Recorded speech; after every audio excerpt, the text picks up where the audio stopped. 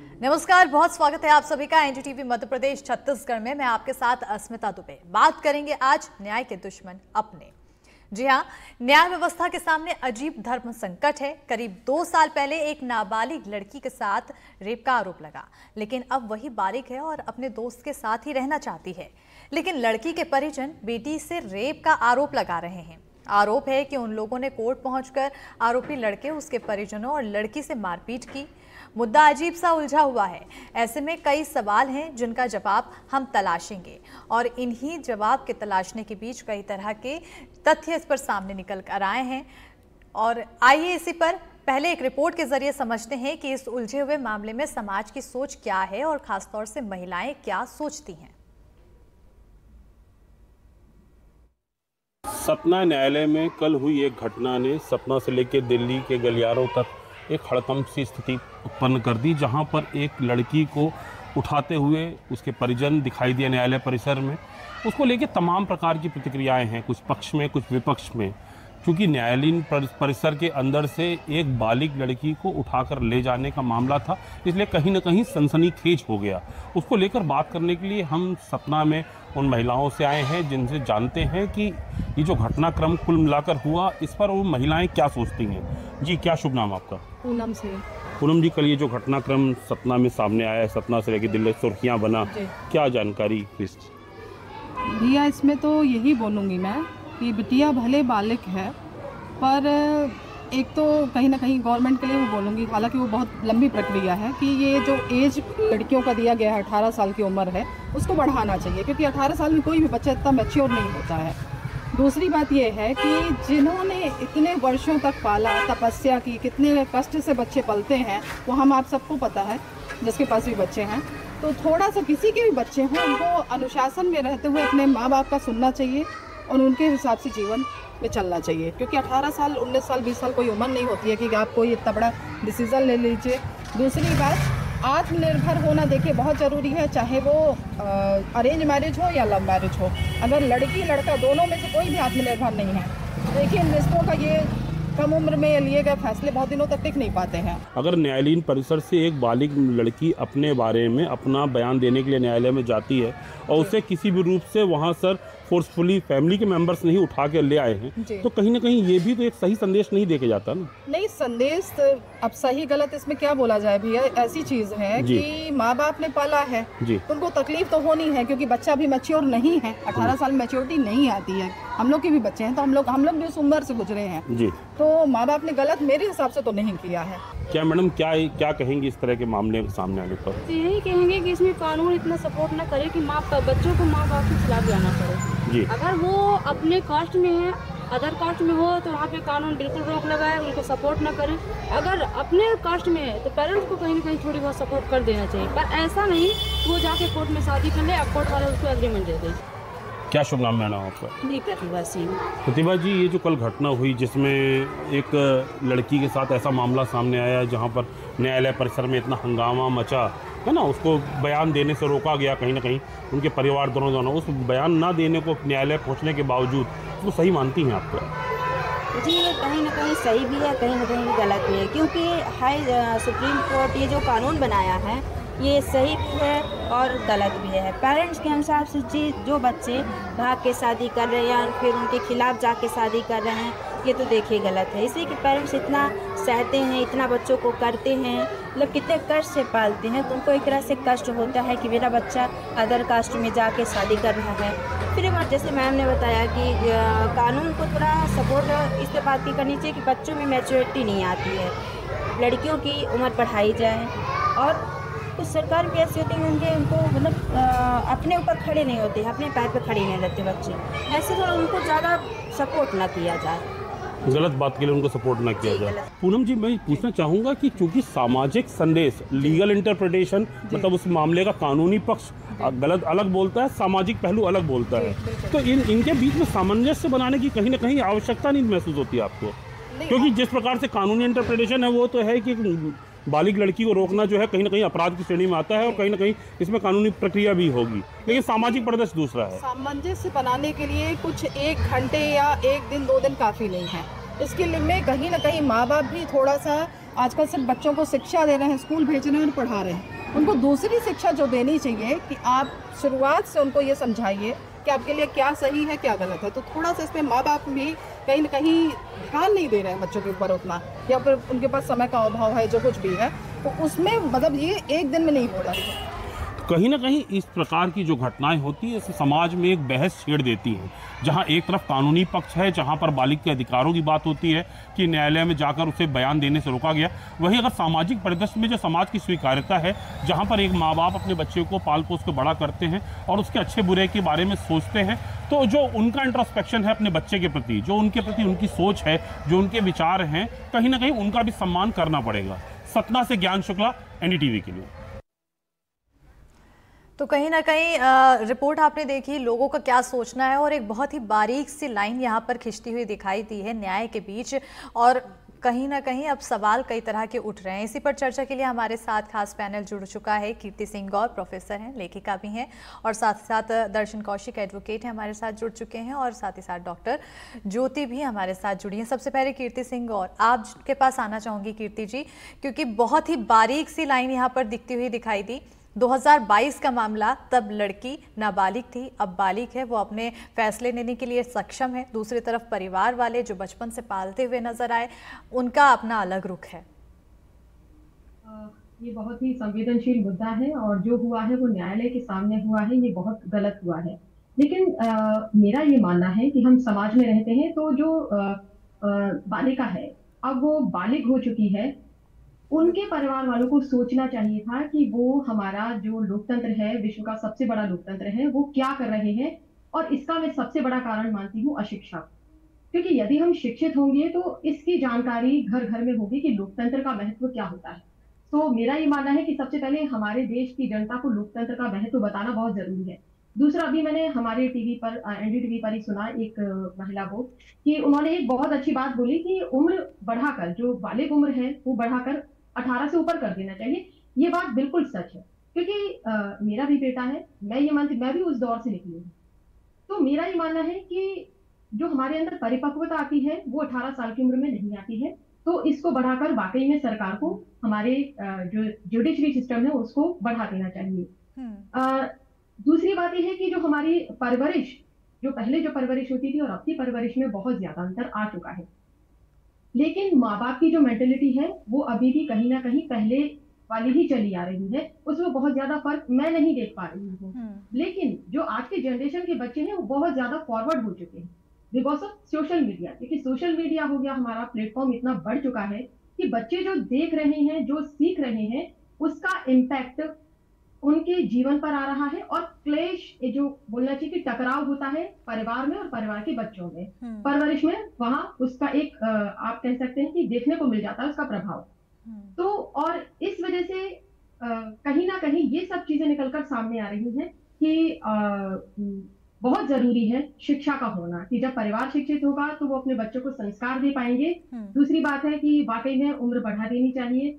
और एक बहुत इंपॉर्टेंट बात मैं बोलना चाहती हूँ कि जब हम संस्कार की बातें करते हैं तो हमें संस्कार लड़कों को भी देना चाहिए। और जो गुड टच बैड टच वाली जो बात होती है वो लड़कियों को बचपन से हमें सिखाना चाहिए। जब वो थोड़ी बहुत समझदार हो जाती है, हमें अपने लड़कों को संस्कार देना चाहिए कि हमें लड़कियों की इज्जत करनी है, तो इस तरह के मामले नहीं आएंगे। लेकिन ये जो मामला निकल के आया है कि जब कोर्ट के सामने ही मारपीट हो रही है, एक परिवार पीड़िता के साथ मारपीट करता है खुद की, जिसमें वो खुद की बेटी है, तो ये कहीं ना कहीं बहुत चिंतनीय और बहुत संवेदनशील मुद्दा है, जिस पर सरकार को और हमारी न्याय व्यवस्था को काम करने की जरूरत है।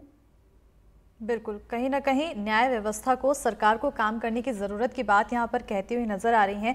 डॉक्टर ज्योति, सवाल मेरा आपसे भी यही है, क्योंकि कहीं ना कहीं एक धर्म संकट में न्याय पहुँच चुका है। ऐसे में आपका क्या टेक है? अधिकतर लोगों का कहना है कि जो एज बार है उसको बढ़ा देना चाहिए, 18 से ऊपर कर देना चाहिए। लेकिन दूसरी ओर हम देखते हैं जब 18 साल के बाद बच्चा वोट देने के योग्य हो जाता है, एक अपनी सोच रखने के योग्य हो जाता है, तो आखिर इस मामले में अपनी सोच, मतलब उस बच्चे की सोच क्यों ना सुनी जाए? जब 18 साल से, जैसे मैम ने कहा वो बहुत सही कहा है कि 18 साल से हमें एज है ना आगे बढ़ानी चाहिए। लेकिन उससे पहले का ही पेरेंट का एक बहुत बड़ा रोल आता है कि आपके बच्ची को या लड़का या लड़की दोनों को एक कंडीशनिंग दी जाती है एक समाज की तरह से कि ये आपका काम है, वो आपका काम है। और जब शादी की बात आती है तो आप या तो अरेंज करो, लव मैरिज हो, चाहे मैरिज होती है आज के दौरान में, अगर आप जब भी कंडीशनिंग करो अपने बच्ची को या लड़के को, तो उनको ये लगना चाहिए कि मेरे लिए क्या डिसीजन है, मतलब खुद के डिसीजन को इम्पोर्टेंट देना है। क्योंकि न्याय व्यवस्था अपना काम कर रही है, लेकिन हर घर में हम अगर पेरेंट को ये कंडीशनिंग देना स्टार्ट कर देंगे तो बच्चियों को डिसीजन लेने में बहुत इजी होगा, स्पेशली इन शादी के लिए, ताकि वो अपनी लाइफ को बेटर बना सके। ठीक है, ये मामला कोर्ट तक गया, इससे पहले तो घर में बहुत सारी चीजें हुई होगी ना, ऐसा तो नहीं है कि एकदम से कोर्ट में चला गया। तो पहले पेरेंट और बच्चों में एक अवेयरनेस चाहिए, घर का माहौल चाहिए कि शादी के रिलेटेड हमें क्या करना है, किस तरह से हमें ना अपने बच्चों को देना है ताकि वो मेंटली प्रिपेयर हो जाए। पहले अगर मेंटली प्रिपेयर होगी तो डिसीजन गलत कैसे हो सकता है। अगर सपोज डिसीजन में भी है ना ऊपर नीचे होता है तो एटलीस्ट पेरेंट का कर्तव्य बनता है कि वो ठीक से रखे। तो न्याय व्यवस्था के साथ में ये भी एक ऐड करना बहुत जरूरी है ताकि जो ये चीजें हो रही है उसको हम कंट्रोल करना बहुत इजी हो जाएगा समाज के लिए भी और हमारे लिए भी। बिल्कुल, क्योंकि हर किसी का अपना अपना सोचने का नज़रिया होता है। अर्चना सहाय जी निदेशक हैं, हमारे साथ जुड़ी हुई हैं। और क्योंकि जिस तरह से ये पूरा मामला सामने आया है उसके बाद कई सवाल यहाँ पर उठते हैं। और हमारे साथ दर्शन कौशिक जी भी जुड़ चुके हैं, एडवोकेट हैं। दर्शन जी, क्योंकि एक बहुत अहम सवाल ये है, सभी की तरफ से ये कहा जा रहा है कि एज बार बढ़ा देना चाहिए, लेकिन हम हमेशा देखते हैं कि समय के साथ चीज़ों में बदलाव आती है, चाहे वो हमारी सोच में हो, चाहे वो आसपास के समाज में हो, कई तरह की चीज़ों से बदलाव देखा जाता है। तो क्या इस केस में पूरा केस सिर्फ 2022 की घटना के मुताबिक ही देखना चाहिए या फिर आज की परिकल्पना के हिसाब से हमें न्याय देना चाहिए, सोचना चाहिए? जी नमस्ते। देखिए, एज बढ़ा देना मुझे लगता नहीं है सॉल्यूशन है, क्योंकि स्थिति तब भी तस की जैसी रहेगी। हमें जरूरत है डील करने की, सिचुएशन को कैसे हम ओवरकम करेंगे सिचुएशन के साथ। तो शायद उससे एज को बढ़ा देना या बढ़ा देने से ज्यादा मेरे लिए है कि उसमें सोसाइटी में एक्सेप्टेंस मिले जो क्राइम वुमेन्स के अगेंस्ट होती हैं। हम एक्सेप्टेंस इस बात के लिए रेडी रहें कि yes we women are a human being, और अगर कोई क्राइम होता है तो हमें बिल्कुल राइट है, जो हमारे विमेन राइट हैं उनको हमें एनफोर्स कराने के लिए भी राइट है। वो सिर्फ कहने के लिए या बुक्स में लिखे गए राइट्स नहीं है। तो वहां हमें पता होने चाहिए अपने राइट्स, उनको हमें कहाँ पे एनफोर्स कराना है, और उनकी डिमांड के लिए एक सोसाइटी में अवेयरनेस चलाई जानी चाहिए। क्योंकि अगर आप देखें तो क्राइम तो छोटे बच्चों के साथ भी होता है, किसी भी एज के साथ हो सकता है, बट क्राइम है। तो मुझे लगता नहीं है कि एज का बहुत ज्यादा इसमें कोई फैक्टर है। ये आई थिंक सोसाइटी में सिर्फ अवेयरनेस की बात है, और ये सिर्फ एक लड़की को नहीं, उसकी फैमिली, पूरी सोसाइटी, मेल या फीमेल, सब किसी को ये अवेयरनेस एजुकेशन की जरूरत है। और क्योंकि हमारा इतना अनइक्वल हो जाता है, बैलेंस नहीं है, एक फीमेल और एक मेल की एजुकेशन में उसको इक्वल अपॉर्चुनिटीज नहीं मिल रही हैं, उसको इक्वल एनवायरमेंट नहीं मिल रहा है। तो this is the only reason. तो मैं बिल्कुल एज वाले फैक्टर के साथ I don't agree with that. बिल्कुल। कीर्ति जी, आपकी ओर आना चाहूंगी, क्योंकि एक तरफ माँ बाप की परवरिश है, दूसरी तरफ लड़की की अपनी अलग मानसिकता है जो समय के साथ बदल रही है। तो क्या इस पूरे मामले में सिर्फ माँ बाप के साथ ही सहानुभूति होना चाहिए? क्या लड़की की नहीं सुनी जानी चाहिए? एज बैरियर बढ़ाने की बात कही जा रही है, लेकिन अगर 18 साल से ऊपर लड़की है तो इतनी सक्षम तो है कि अपना दिमाग का प्रयोग कर सकती है। अश्मिता जी, मेरा ये मानना है कि 18 साल जो हम टीनेज की उम्र होती है हमारी, 13 से लेके जो हम 20-25 बल्कि 23 साल तक मैं मानती हूँ, ये बहुत ज्यादा जब हमारे दिमाग में बहुत सारी बातें चलती हैं, हम बहुत जल्दी अट्रैक्ट होते हैं दूसरों की तरफ। तो वहाँ एक ये जो एज है टीनेज, वहाँ हमको बहुत ज्यादा ध्यान देने की जरूरत है अपने बच्चों पर। क्योंकि अब जैसे मेरा भी बेटा है तो मैं उसको छोटी छोटी चीजों से पूछती हूँ कि उसकी लाइफ में क्या चल रहा है। हमें वॉच करना होगा, हमको उन पर कंट्रोल नहीं करना है। हमें जस्ट लाइक अ फ्रेंड कि पेरेंट्स जो है उनके फ्रेंड बन जाएं इस उम्र में, तब जाकर उनको एक अच्छा गाइडेंस दे पाएंगे, अच्छी हम उनको शिक्षा दे पाएंगे, अच्छे संस्कार दे पाएंगे। संस्कारों की बहुत ज्यादा हमारे हिंदुस्तान में मान्यता है और वाकई में संस्कारों के अभी तक संस्कारों के थ्रू ही हम यहाँ तक पहुंचे हैं। हिंदुस्तान बहुत तो मेरा ये मानना है कि ये जो उम्र है इस समय हमें बहुत ज्यादा अपने बच्चों को संस्कार देने की, सिखाने की और हर चीज उनकी वॉच करने की जरूरत है। बिल्कुल, कहीं ना कहीं यहाँ पर नज़र बनाए रखने की ज़रूरत यहाँ पर नज़र आ रही है। ज्योति जी, अगर हम देखा जाए तो मानसिक विकार की बात कर रहे हैं और कहा जा रहा है कि 22 से 23 साल तक बच्चा अपने मानसिक विकार उतना सक्षम नहीं होता है डिसीज़न लेने में या फिर किसी भी बात को रखने में, और ऐसे में इस पूरे मामले में देखा जाए तो क्या ऐसा माना जाए कि यहाँ पर दबाव बनाने की कोशिश की गई है लड़की के साथ? हाँ जी, एक्चुअली जो एज क्राइटेरिया अगर हम कहें तो एज के हिसाब से अगर हार्मोन्स वगैरह हमारे जो चेंजेस आते हैं वो तो ठीक है, बट अगर प्रेशर आता है तो डिसीजन लेने में बहुत जो सक्षम नहीं होता है, क्योंकि इसमें पूरा का पूरा हमारे घर के एनवायरनमेंट कहाँ रहते हैं, एक इंडिविजुअलिटी रहती है कि आप किस माहौल में पड़े बड़े हो। तो ये अगर कोई प्रेशर ले रहा है तो उसके डिसीजन ऑब्वियसली गलत ही होंगे।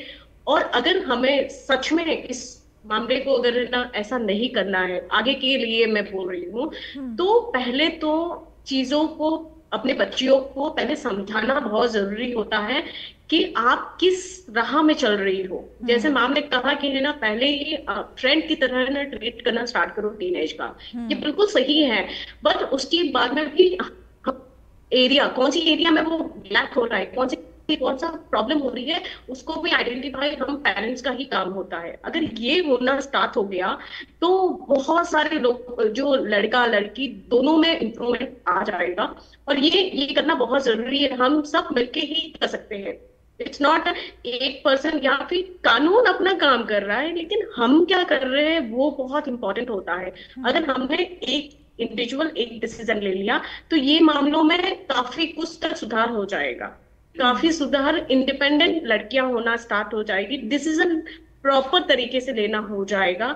यही एक सॉल्यूशन लगता है मुझे। बिल्कुल बिल्कुल दर्शन जी, क्योंकि एक यहाँ पर कहीं ना कहीं ये भी सवाल बहुत महत्वपूर्ण बनता है कि जिस तरह से अब पूरे मामले में यह एक्शन लिया जा रहा है, अपनी बात रखी जा रही है, क्या इस पूरे मामले में कोर्ट परिसर में न्याय का रास्ता रोकने की कोशिश की गई? जी बिल्कुल बिल्कुल, और ये सब तो कोर्ट ऑफ कंटेम्प्ट बिल्कुल बनता है। मुझे लगता नहीं है ये एक तरीका है, क्योंकि जहां हम जस्टिस के लिए जाते हैं, यहाँ जहां हमें प्रॉपर लॉ को एक फॉलो करना होता है, अपार्ट फ्रॉम दैट हम कुछ भी अलाउड नहीं होता करना। अगर वहीं पे इस तरह से ये मतलब क्राइम होंगे और वहीं पे अपने हाथों में अगर कानून को ले लिया जाएगा तो ये अपने आप में बहुत गलत है।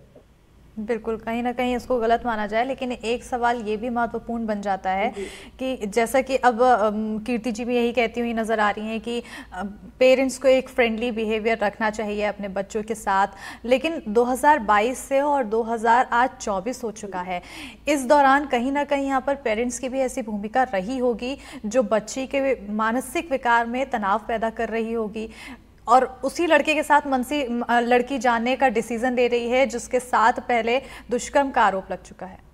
जी देखिए, इस केस में मैं आपको बताना चाहूंगी कि हम बहुत सारे जो फैक्टर कह रहे हैं, मुझे लगता नहीं है वो, बट मैं अपने पहले वाले पॉइंट के साथ इस बात को जोड़ूंगी कि जैसे मैंने बोला awareness is the only way, तो मुझे लगता है काउंसलिंग होनी चाहिए थी। जैसे ही ये मैटर हमारे सामने आया, पेरेंट्स की, लड़की की, उसके फ्रेंड की, सबकी काउंसलिंग सेशन, मतलब वहाँ कंसिस्टेंसी रहनी चाहिए थी उनकी काउंसलिंग होने में, क्योंकि काउंसलिंग ही वो चीज है जिस थ्रू हम उनको सही गलत आगे के क्या कॉन्सिक्वेंसेज हो सकते हैं, और अगर ये सिचुएशन आ गई है तो अब इसके साथ कैसे डील कर सकते हैं, ये सब सिखाया जाना था। क्योंकि ये हमारे यहाँ बहुत रेगुलर प्रैक्टिसेस नहीं है, काउंसलिंग को हम इतनी तवज्जो नहीं देते हैं, हम अपना सोशल जो सोसाइटी में सेटअप है उसके अकॉर्डिंग हम डिसीजन लेते हैं, तो विच इज रॉन्ग। वो कभी भी हमें एक राइट सॉल्यूशन नहीं देंगे। तो जो हमारी लॉ सिस्टम है, उस अपार्ट फ्रॉम दैट कानून तो है ही, जो भी चीजें हैं, एक काउंसलिंग बहुत स्ट्रांग होना चाहिए, एक मतलब हर जगह ये काउंसलिंग अवेलेबल होनी चाहिए पेरेंट्स के लिए, एंटायर फैमिली के लिए,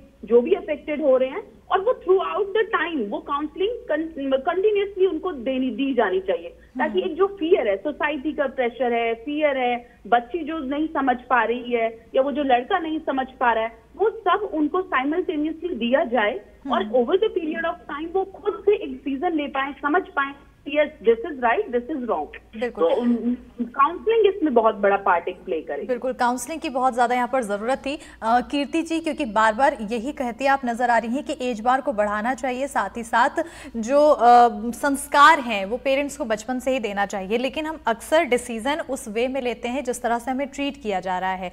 2022 का पूरा मामला और आज 2024, इस दौरान कुछ ना कुछ ऐसा रहा होगा उस बच्ची के साथ, अपने पेरेंट्स के साथ या फिर उस लड़के के साथ, जिसके बाद बच्ची ने अपनी बात रखी है, अपनी जो उसने सोचा उस हिसाब से उसने कहा कि वो लड़के के साथ रहना चाहती है।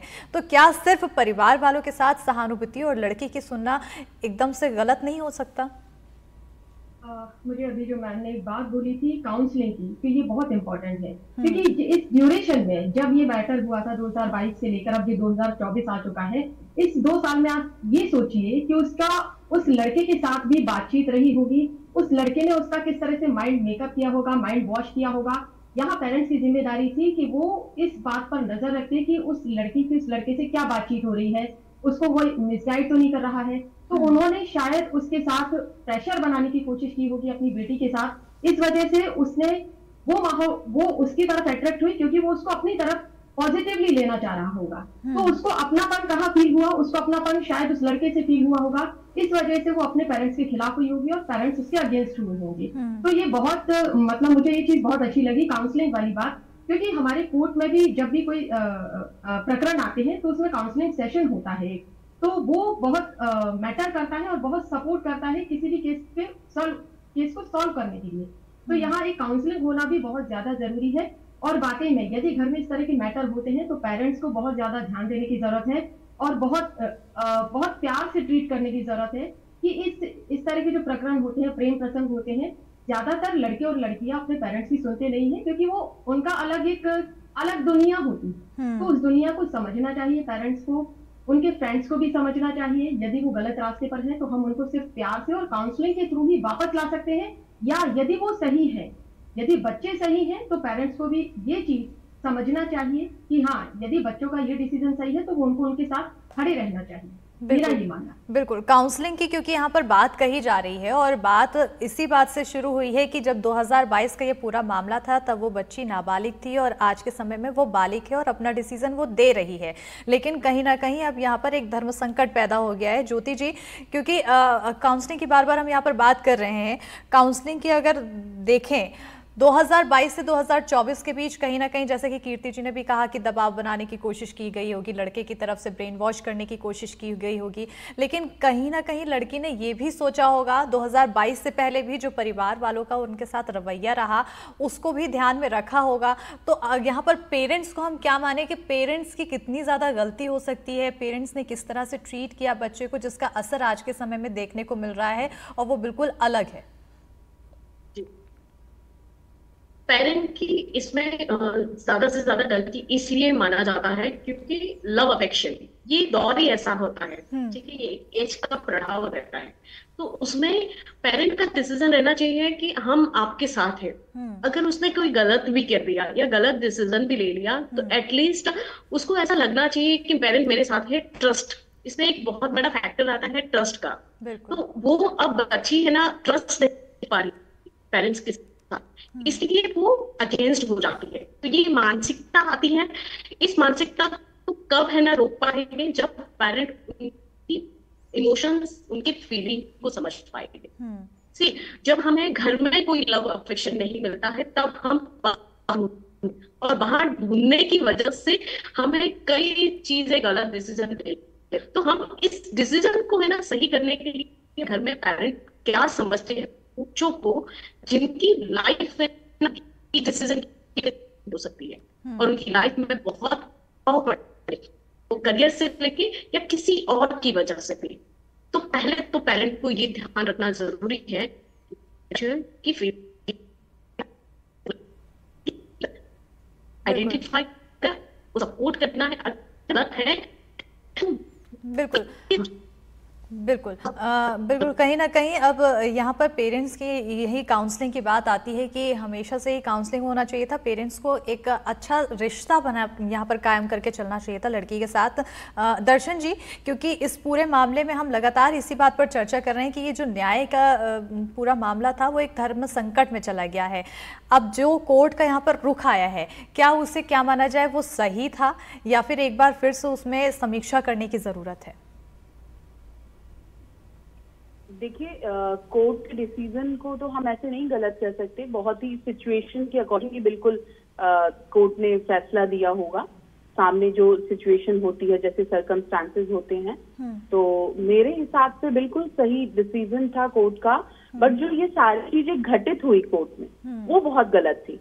तो उस सब के लिए जरूर एक्शन होना चाहिए कि ऐसा रिपीटेडली ना हो, फिर से कोई कोशिश ना कर सके, क्योंकि ये तो न्याय व्यवस्था में बाधा है। फिर तो हम कोर्ट तक जाएंगे ही नहीं, सब अपने डिसीजन खुद ही ले लेंगे। तो बिल्कुल कोर्ट ने तो सर्कमस्टांसेस, एविडेंसेस, सब चीज देखकर, एक चीज नहीं होती डिसाइड करने के लिए। मैं ये आपको बताऊं, हम यहाँ बैठ के कहीं ना कहीं ये भी देखने वाली बात है दर्शन जी कि आज के समय में क्या वो लड़की खुश है, क्या वो लड़की जैसी जिंदगी जीना चाहती थी वो जी रही है उस लड़के के साथ, और उसके बिहाफ पे भी कहीं ना कहीं निर्णय लेना चाहिए।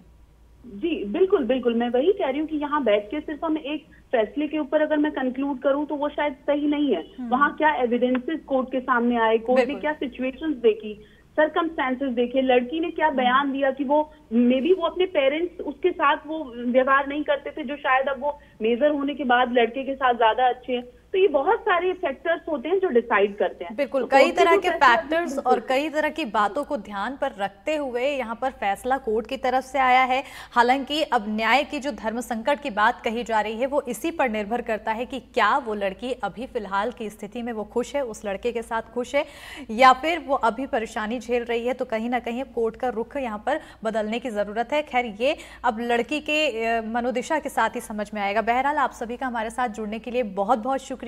कीर्ति जी हमारे साथ जुड़ने के लिए, ज्योति जी और साथ ही साथ दर्शन जी जुड़ने के लिए बहुत बहुत शुक्रिया। और इसी के साथ हमारे इस खास कार्यक्रम में इतना ही।